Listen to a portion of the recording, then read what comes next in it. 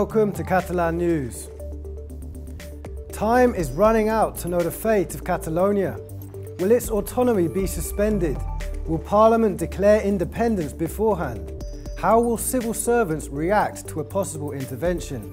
There are a lot of doubts regarding the practical application of Article 155 of the Spanish Constitution, mostly about how it can really be enforced, especially if citizens or public workers do not recognise a new authority. And the same could apply to independence. Would an independent Catalonia be able to fully control the country? Here at Catalan News, we'll try to give you the latest on this and much more. Let's start. President Carles Puigdemont is ready to explain himself in the Spanish Senate to avoid the suspension of Catalan autonomy. His government is keen on the idea and the Spanish executive doesn't seem to oppose it either, although some ministers have already warned that there is not much he can say unless he totally backs down on independence plans. That would actually stop the intervention.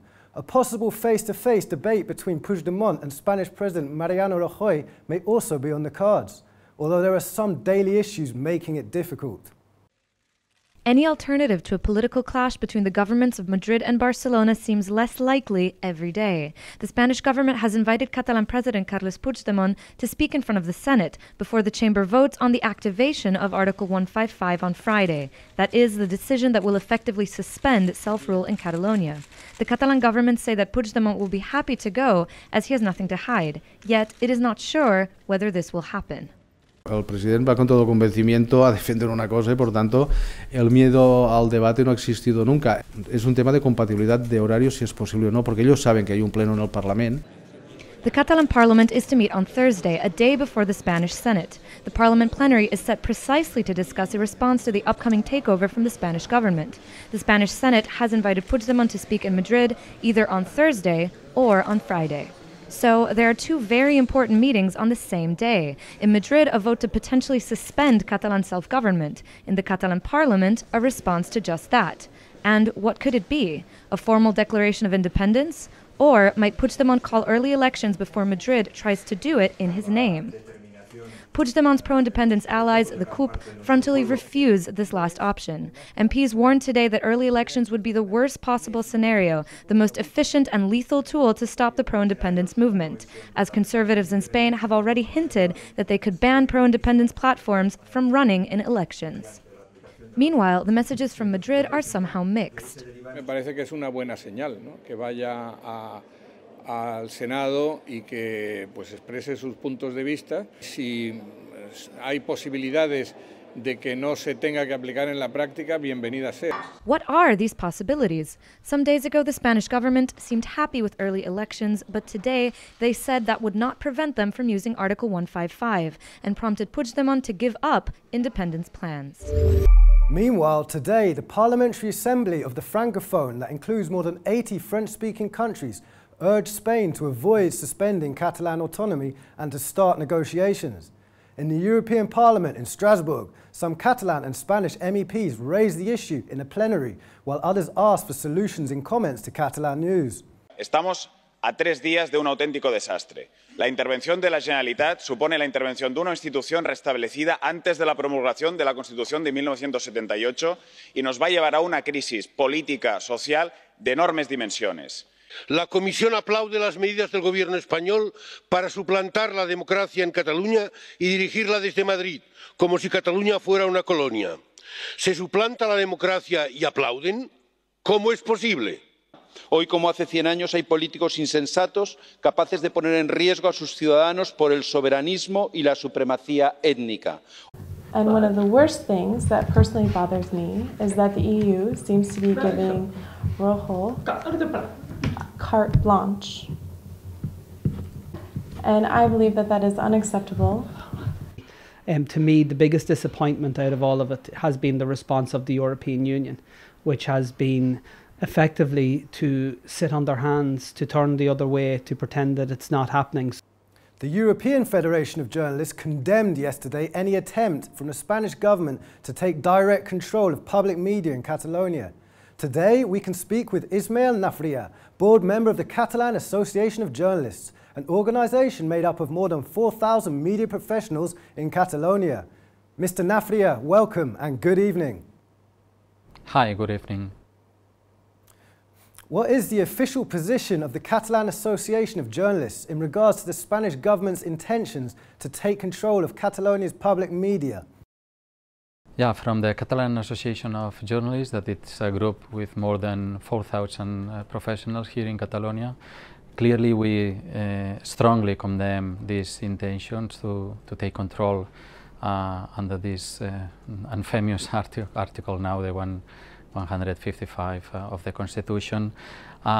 We clearly consider that it's intervening the public media here in Catalonia. It's an unprecedented attack, direct attack on democracy, also an attack on freedom of expression. So that's our position.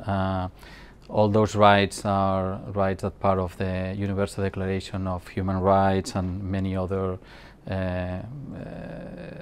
declarations of rights in everywhere. So, and it's also possibly a violation of the right of information.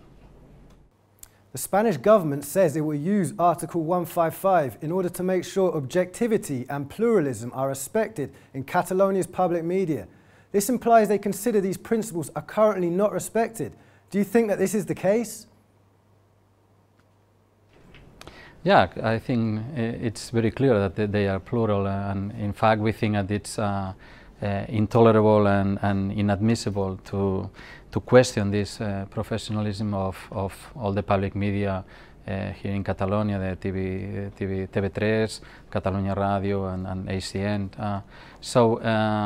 It's well, in fact, the intentions declared of this taking control of this public media is like to assure that there are objectivity and pluralism and truth. And well, if you consider that even the professional committees at the Spanish public media are considering that the Spanish public media is not respecting those rights, so it's like a little bit strange to try to impose those rights in other places instead of starting at your own home. And do you think the public media in Catalonia and the work their professionals do can effectively be controlled from Madrid? Is this a real possibility? Well, that's I would say it's a very difficult question to answer. What we believe is that information professionals cannot be subject to guidelines of any kind that limit the freedom of the press. That's the main idea. Also, there is a code of ethics that we follow in our association, and we expect everybody to follow that. There are some regulations from the professional committees, so we believe that they are going to do what they think they should do. So that I would say that's our professional our vision. We really recognize the professional work of all these newsrooms here in the public media in Catalonia. So we're very confident that they are going to do what they have to do. Thank you very much for being with us today, Mr. Nafria. Thank you for having me. Let's move on now to business, because these days there is a huge debate on the economic consequences of the political situation. So far, about 1,000 companies have moved their legal headquarters outside of Catalonia, benefiting from a new Spanish decree that makes this easier. None have, however, relocated production centres or employees. And there are business associations that insist that it is the lack of dialogue and uncertainty, and not the independence question itself, that is causing trouble. The crisis between Spain and Catalonia is causing conflicting points of view in the business world. Last night, the Catalan Small and Medium Business Association held a celebration of business leaders that Catalan President Carles Puigdemont attended, along with the President of the Parliament, Carme Forcadell. The head of the Catalan Business Association confirmed his support for Catalonia's institutions, accusing the Spanish government of not exploring solutions to the political problem. Per això, i fins a l'extenuació, volem el que desesperadament necessita Espanya: diàleg.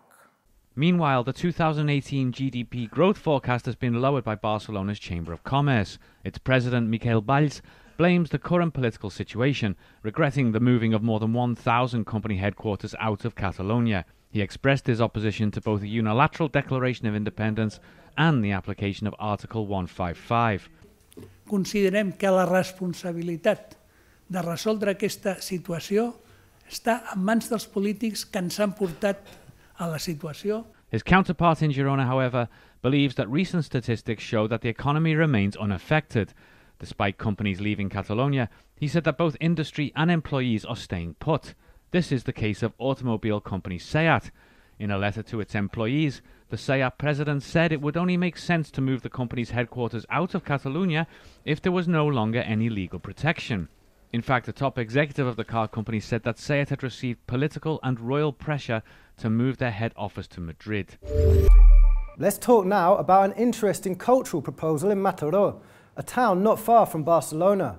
The exhibit is a big metaphor of architecture and allows visitors to discover two huge sculpture proposals by Italian Mario Merz and Catalan Miquel Navarro. And the space where they're exhibiting their work, a Gaudi Centre, becomes itself part of the exhibition where one can explore different forms of living and how these have evolved over time. And with this, we finish today's show. We leave you some images from another cultural exhibition that you can visit here in Catalonia, this one in Balaguer, where for 5 years the huge work by Muñoz will be seen. Thanks for watching and see you tomorrow.